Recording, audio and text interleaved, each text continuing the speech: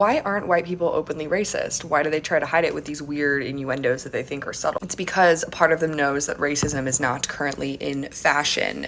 However, the more that Trump continues to spout racist nonsense and be our president, the more it becomes in fashion, aka socially acceptable. That is why I have seen more blatant acts of racism in the last, say, year than I have ever in my life, as well as online, and hate crimes are going up across the nation. Explicit racism is being modeled by people in our government right now, and it's also being modeled by popular social media influencers and content creators. However, it's still not fully socially acceptable to be openly racist and say it with your chest, so that is why they continue to try to hide it. And if there's one thing that white people hate, it's confrontation, it's being called out. So that is why when they are being racist, they would prefer to do so secretly so that they maintain plausible deniability instead of being called out, because at that point that is damaging to their reputation. It's about self-preservation for white people. That is why they're openly racist. Well, this is some really good tea, y'all. Let's watch more. I'm listening and I'm learning. Let's get the dirty laundry out.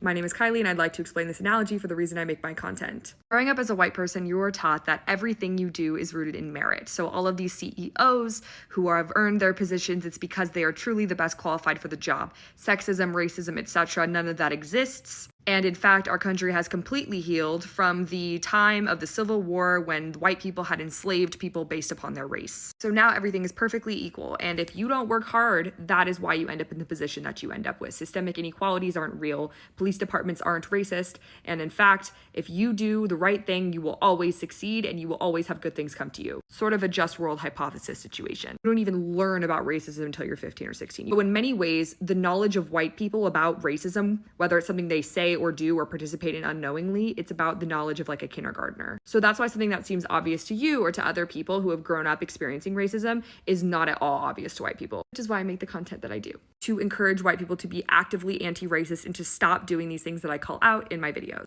Well, the white streets are talking, and I guess we need to listen in. But one thing I can say, our fellow white people are not happy at all. At all. Here are some things that white people say without realizing they're being racist. Okay. When a white person is telling a story and they mention the race of the person for no reason. That waitress, and then mention how she was Hispanic as if that somehow has something to do with her character. She did it. Right. And waitresses. That's racist. That's what you're saying, dude. You're doing it. You're doing it right now. She goes, obviously, like, assuming that waitress is Mexican. Yeah. Why don't you just say landscaper? But yeah, assuming your housekeeper is Latina, obviously. Assuming the guy on customer support is Indian. Right. That's it. That's what you That's what you said on part 2 you couldn't do. Per your previous email.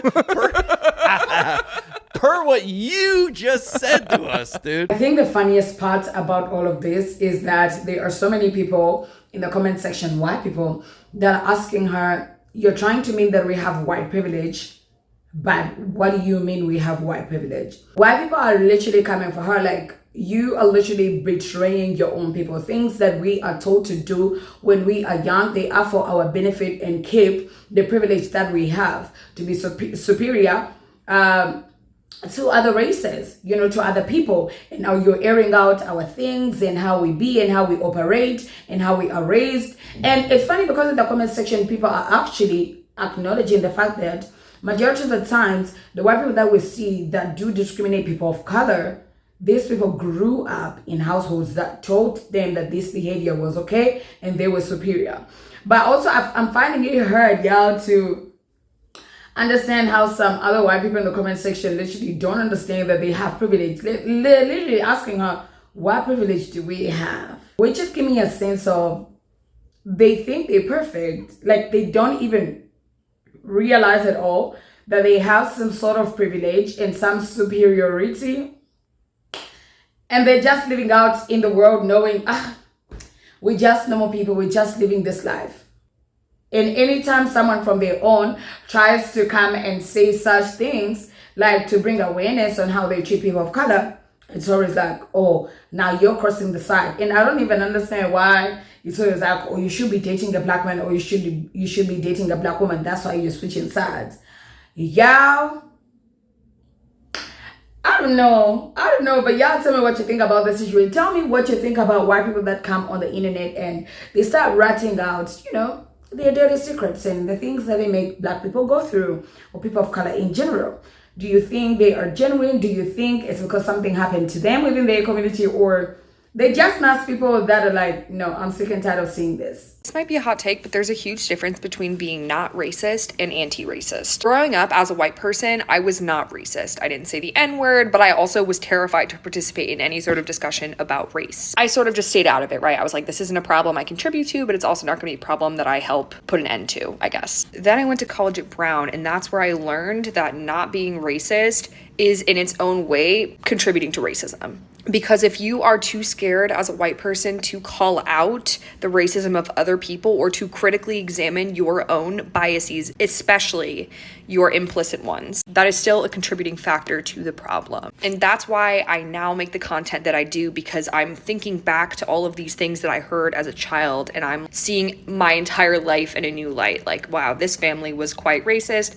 This friend was racist. All these things that the people I went to high school with that they did, sort of critically examining it as well as my own biases. So if you are someone who continues to insist that you're not racist, you're probably contributing to the problem. Hi, my name's Kylie, and here are the top 5 things white people say when they know they're being racist, but they can't say what they're thinking out loud. Number 1, we have commenting on how something smells, specifically in relation to food. Generally, this is meant in an insulting way. Wow, it really smells in here. Whether it's food from Asia, Africa, regardless, white people think that it smells weird because it's not something that they typically eat, and they mean this in a racist way. Number 2, we have referring to women of color as not dateable, and no, this doesn't refer to their sexual past. In fact, what it refers to is the fact that many men are willing to sleep with women of color, but will never bring them home to their white mommy. Number 3, this is often said in private, but you can tell he was raised around a lot of white people, and this is typically meant in a similar manner of he's one of the good ones. Number 4, we get a lot of out-of-towners on Saturdays, and that means that that's when there's a lot of people of color that come into town, and that's when white people typically avoid going to the bars.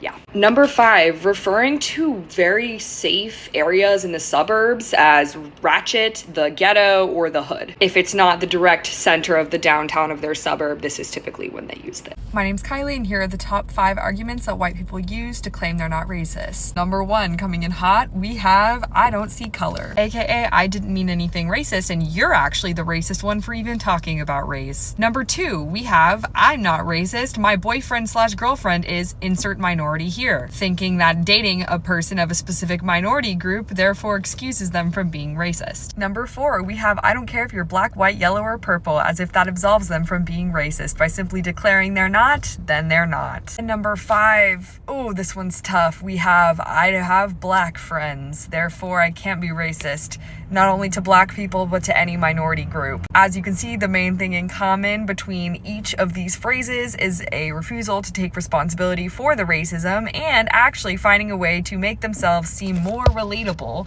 by including the fact that they do hang out or associate with people of color. Yes, you can be racist even if you interact with people of color on a day-to-day basis or if you are dating a person of color. Love you guys.